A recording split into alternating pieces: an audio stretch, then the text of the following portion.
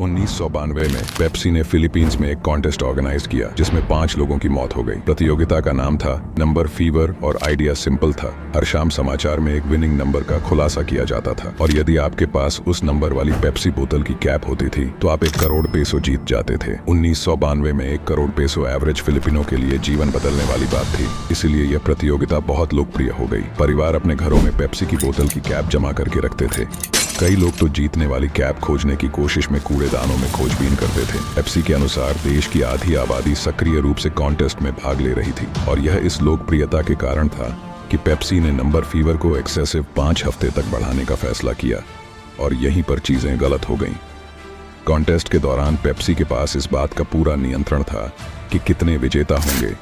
उन्होंने 2 winner caps को bottling plant में डालने के लिए एक कंप्यूटर प्रोग्राम पर भरोसा किया। 2 विनर्स कैप्स का मतलब था कि केवल 2 विनर्स हो सकते थे और पेप्सी अपने बजट के भीतर रहेगी। लेकिन कॉन्टेस्ट को आगे बढ़ाने के बाद कुछ गड़बड़ हो गई। कंप्यूटर प्रोग्राम में गड़बड़ी के कारण कुछ संख्याएं आपस में मिल गईं और 25 मई 1992 को शाम 6 बजे चैनल इवनिंग न्यूज ने विनिंग नंबर 349 बताया और जबकि केवल 2 विजेता होने चाहिए थे, लाखों फिलिपिनो ने जश्न मनाना शुरू कर दिया। 349 को पहले से ही एक नॉन विनिंग नंबर के रूप में नेम किया गया था और इस वजह से बॉटलिंग प्लांट उस संख्या को जितना चाहे उतना छापने के लिए आजाद थे। इसका परिणाम यह हुआ कि फिलीपींस में 6 लाख से अधिक 342 नंबर की कैप्स प्रचलन में आ गईं।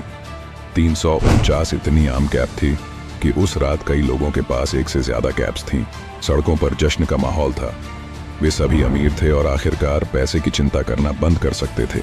सैकड़ों लोग अपनी विनिंग कैप्स के साथ पेप्सी फैक्ट्री की ओर दौड़ पड़े, पर फैक्ट्री को जल्द ही बंद कर दिया गया और पुलिस द्वारा इसकी सुरक्षा की गई।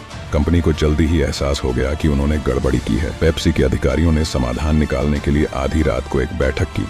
प्रत्येक विनिंग कैप को सम्मानित करने के लिए उन्हें अरबों डॉलर खर्च करने पड़ते, इसलिए उन्होंने कंप्यूटर पर दोष मढ़ दिया और प्रत्येक विनिंग कैप के लिए 500 पेसो की पेशकश की। अब 500 पेसो केवल $8 के आसपास थे। यह विनिंग प्राइस का 5% था और जबकि कुछ ने इस प्रस्ताव को स्वीकार कर लिया, पर ज्यादातर लोगों ने इनकार कर दिया और वह अधिक क्रोधित हो गए। उन्हें कंप्यूटर के किसी एरर की परवाह नहीं थी। उनकी नजर में पेप्सी $1 बिलियन की कंपनी थी और उन्हें पूरे विनिंग प्राइस का सम्मान करना था। लेकिन पेप्सी ने हार नहीं मानी और विरोध किया। अचानक दंगे भड़क उठे जिसमें 5 लोग मारे गए और दर्जनों घायल हो गए।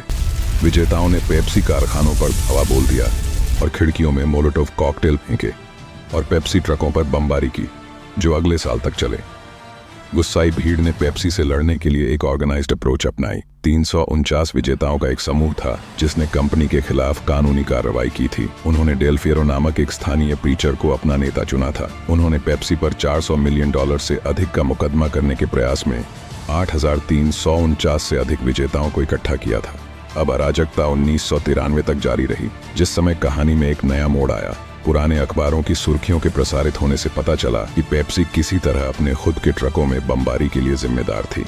ये सुर्खियां एक पुलिस अधिकारी की गवाही पर आधारित थीं। उन्होंने आरोप लगाया कि गठबंधन 341 को आतंकवादी के रूप में पेश करने और अदालत में उनकी स्थिति को नुकसान पहुंचाने के लिए पेप्सी ने इन समूहों में घुसपैठ करने और दंगे कराने के लिए भाड़े के सैनिकों को काम पर रखा था। और ऐसे कई लोगों की ओर से गवाही सामने आई जिसमें दावा किया गया कि पेप्सी ने उन्हें कॉस मुहिम में परेशानी शुरू करने के लिए भुगतान किया था। एक पेप्सी वकील ने आरोपों से तुरंत इनकार कर दिया और मूल रूप से 1993 में इसका अंत हो गया। अदालत ने 9 पेप्सी अधिकारियों के लिए गिरफ्तारी वारंट जारी किया। यह गठबंधन 349 के लिए एक बड़ी जीत थी। कई फिलिपिनो जिन्होंने इस नंबर फीवर का अनुभव किया था वे आज भी सदमे में हैं। यहाँ तक कि कुछ समूहों के बीच पेप्सी शब्द का जिक्र करना भी बुरा माना जाता है। हाल ही में पेप्सी से आपदा के बारे में उनकी प्रतिक्रिया मांगी गई थी और उन्होंने यह बयान दिया कि ये घटनाएं लगभग 30 साल पहले हुई थीं और इस प्रोग्राम से रिलेटेड कोई भी अधिकारी अब पेप्सिको में नहीं है। हम अपनी गलती से फिलीपींस के लोगों को हुई पीड़ा और कष्ट के लिए गहरा खेद व्यक्त करते हैं। और ये पेप्सी और फिलीपींस की कहानी थी, लेकिन यह एकमात्र कहानी नहीं है। भविष्य में और भी कहानी आएगी, इसलिए हमारे साथ जुड़ने के लिए हमारे चैनल को सब्सक्राइब करें।